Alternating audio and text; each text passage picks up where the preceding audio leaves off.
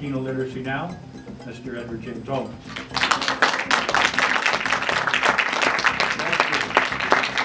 Thank you all for your time, your expertise, your commitment, your art.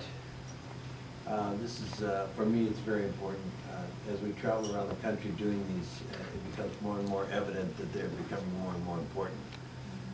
There's many of us here that need to know about us, and there's many of us that don't have this. And this is the way they get it. So I'm really proud of being with Kirk and with Jim over the last 18 years and bringing these around the country. And it's our first year here. They're really excited about having us. They want us to meet up with them after this is over to see how we can move further and make it stronger and larger. And I just want to thank every single one of the authors that's here. You're going to hear the authors speak right now, in just a second in the panel. And, but they're the ones who really deserve our thanks. And who's singing our national anthem? Oh, say, can you see by the dawn's early light what so proudly we hailed at the twilight's last gleam, whose broad stripes and bright stars through the pale o'er the ramparts we watched, were so gallantly streamed, and the rocket's red glare, the bombs bursting in air, gave proof through the night that our flag was still there. Oh, say, does that star-spangled banner yet wave o'er the land of the free and the home of the brave? Bravo!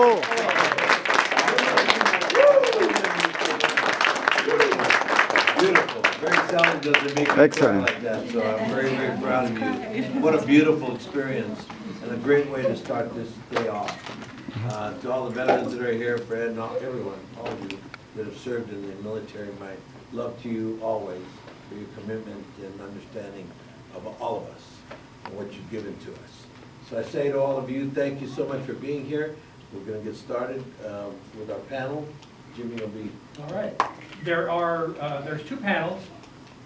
There's a veterans panel. Anybody wants to go to the veterans panel and follow Juan Carlos and Fred to room 1080, I believe it is. Okay. And then there's young adult literature. We have three great authors here that specialize in young adult literature, and I'll let them take over.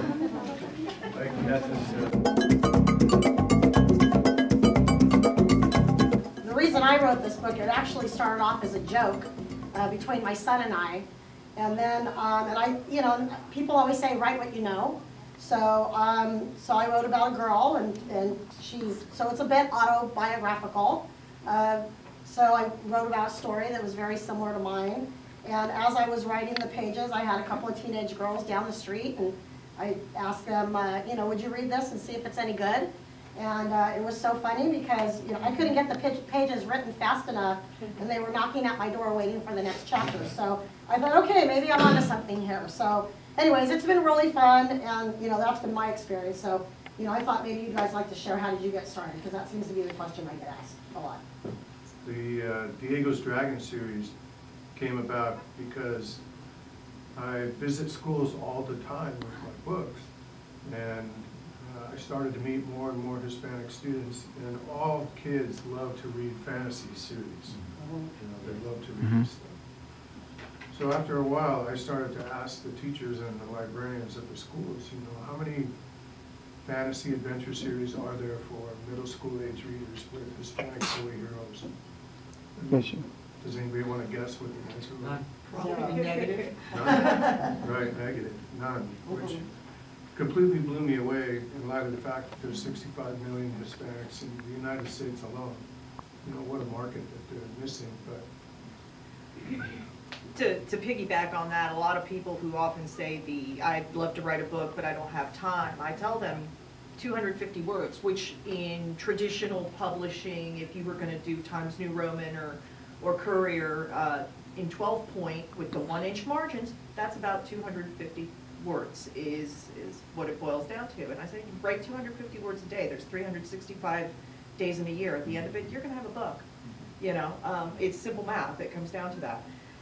For me, I was always a writer. I just didn't realize it. I was reading, like I'm sure a lot of you guys were. I taught myself how to read because I was really bored when I was like 3.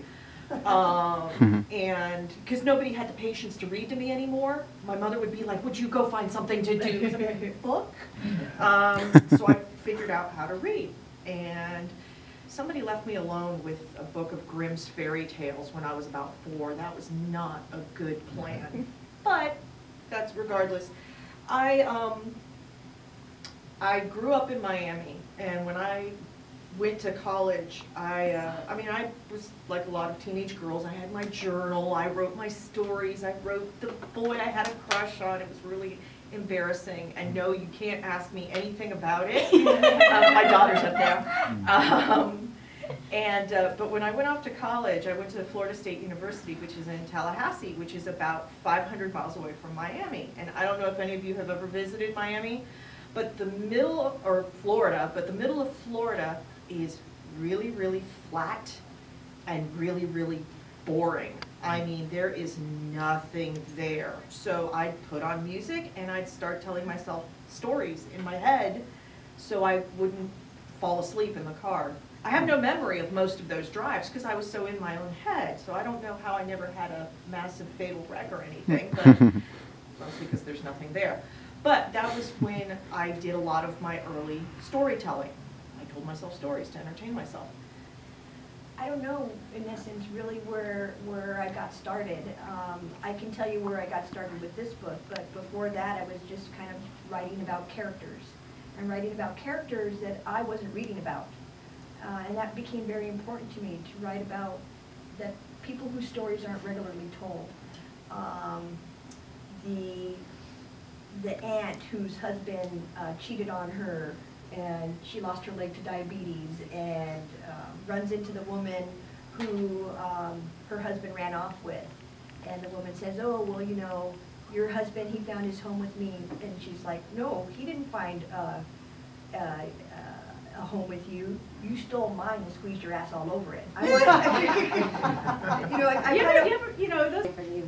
You kind of hear them, you know, whispering in your ear. And a lot of my characters, some of them are made up, some of them are parts of people that I know, that I've kind of, you know, made one character into a few different people.